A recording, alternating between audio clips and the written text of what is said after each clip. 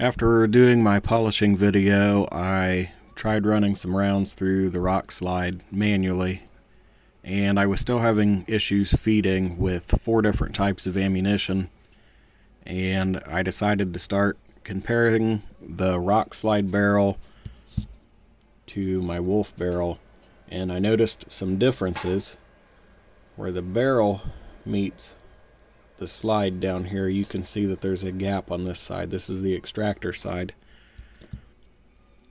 On the Rock Slide barrel,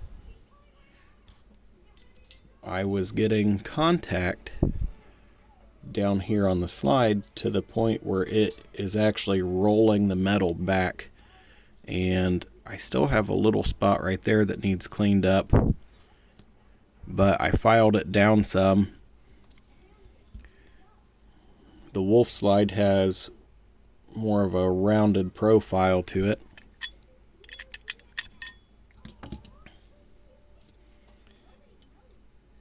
Right here, it's rounded off and it doesn't contact the barrel at all.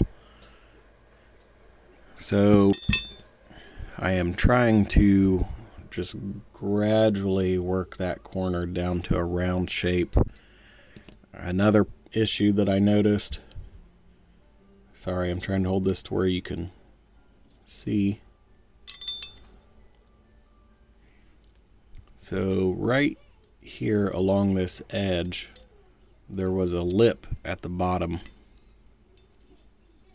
Right in this area, a little bit wider than the screwdriver. And that was also contacting the barrel and contacting part of the ammunition, so I filed it down. Right here underneath the extractor, this metal was actually all the way up here, just below the tip of the extractor. The issue is, when it tries to feed a round into the chamber, the round needs to slide up under the extractor. If you have metal over the groove, it can't slide in there. The issue that I was having was rounds not feeding properly. I ground that down. I started looking at the barrel, and I noticed that I had a wear spot just down here at the bottom. Up here you can see there's no contact.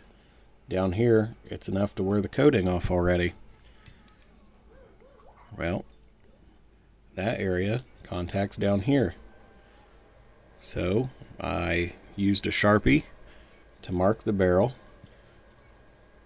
assembled the slide, dry fired it a few times, and pulled the barrel back out. Well, it had worn my Sharpie off there, and it had worn my Sharpie off there. So I just filed. I repeated the process until it was no longer removing Sharpie. I had a similar issue up here behind the extractor where it was contacting the other side of the barrel, but I think we got that taken care of. It's mainly just up here on this top corner.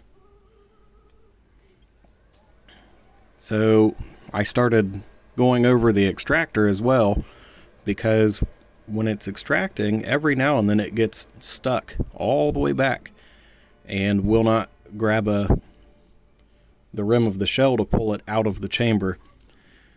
And I noticed that there were quite a few burrs on it, and it was actually getting hung up on the slide. I don't know if it's because it's a cheap extractor, or if the tolerances on the slide are a little bit too tight to use all the parts. So I started with a 120 grit buffing wheel in my Dremel to remove the paint, and then I went to a 180, 320, and 400 until I had all the scratches and everything removed out of it. I went around all the edges of the part with a file, knocked the rough edges off, rounded them out as necessary, and then polished it up. I pulled the Wolf Slide out again and started comparing, and I noticed that this one, the relief cut, actually comes in from an angle. It's not plunged straight in. This one does not have quite as much of a relief angle, and the extractor was squared off on the back edges, and it was actually getting caught up here.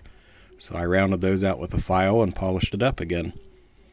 The next thing I checked was the plunger and spring. I pulled the plunger and spring out of this one, and the springs are different, and the spring for this upper parts kit was extremely stiff to the point where even with a screwdriver I was having a difficult time moving the extractor. Put the Wolf plunger and spring in there and it worked a lot better. So I ended up trimming 2 coils off this spring and got it to the point where it moves a little bit more freely. I can just barely move it with my thumb. This one moves a little bit more freely, but I'm afraid to take too much more off this spring. I probably should just buy a different spring. Another issue that I noticed was up here on the face of the extractor. There was a big machining lip. Surprise, surprise, just like all the rest of the parts in the cheap kit. Filed that down. Another thing that I noticed is this Rock Slide right here. I don't know the name of this part. It strips around out of the magazine and pushes it up into the chamber. This is cut at a 45-degree angle, roughly speaking. The one on the Wolf slide is 90 degrees. I pulled out all my other Glocks, and every single Glock slide I have is cut like this one, and I don't have any feeding issues out of them. This one seems to be picky about what kind of ammunition it chooses to load. I can't, there's not a whole lot I can do about that unless I build it up with weld and then machine it back down, and I'd like to avoid that if possible. I got this slide used on eBay, and I only paid, I think, $100 for it after tax and shipping, and the only thing I can figure is that the guy who was selling it used got tired of screwing with it. And I'm about to that point myself, but I already have it. I've already filed on it now, so probably not going to have much luck returning it. So we'll get it put back together. Everything functions as it should. I got a couple rounds loaded up in this Amend 2 mag. I don't have any factory Glock 17 mags. One issue, there's a big gap down here, and if I push the magazine all the way up, it loads great. It will load every single round reliably. If I let it hang down, not as nice. But you can see it wants to push the first one off to the side pretty bad, and then they jam up. Let it back a little bit and it's fine. That one's no bueno.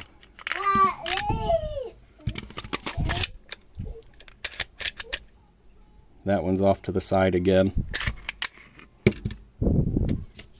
And I don't know if it's a mag issue. I know they're not fitting well, because one of them's loose in there.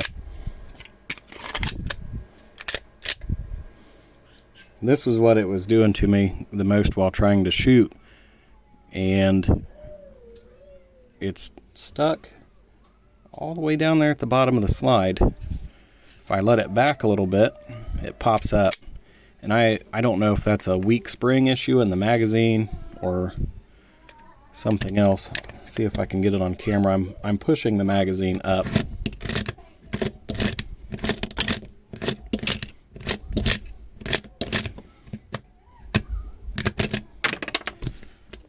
If I push the magazine up, they all feed just fine. So I tried looking down inside the mag well.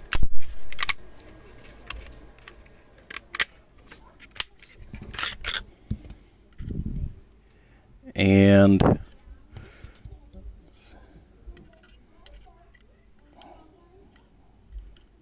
right there on the edge, there's a bit of a lip where it steps down, and this mag release was from a used Glock kit.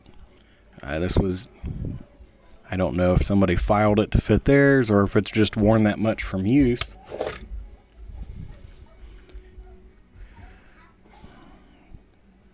This one has a similar lip, but it's not rounded off so much.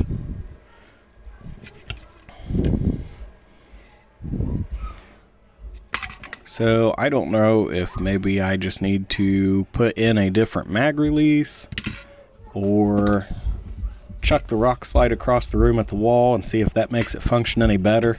I doubt it can function any worse. But until then, I guess I'm just going to have to keep filing a little bit, cleaning it, putting it back together, and trying again. This is an American-made part. They support veterans, and those are things that I don't mind spending a little bit of extra money on. They're not top-of-the-line slides. They're relatively cheap compared to others, but by the time I paid $100 for a slide, $60 for a cheap barrel, $8 for a recoil spring, and I think it was $60 or $70 for an upper parts kit, you know, I'm not that far off of a brand new Wolf slide or even a used factory Glock complete upper. And it makes it really hard for me to want to even buy any more of the Rock Slide USA products, because if I have to send it back for machining issues or spend hours filing and polishing everything just to get it to function half-assed, I'd rather take my money somewhere else. And if you look online at Reddit and other YouTube videos, I'm not the only one having this problem. So at a certain point, they're either going to have to increase their quality control standards or increase their machining standards, or I don't think they're going to continue to be able to make products and actually be profitable.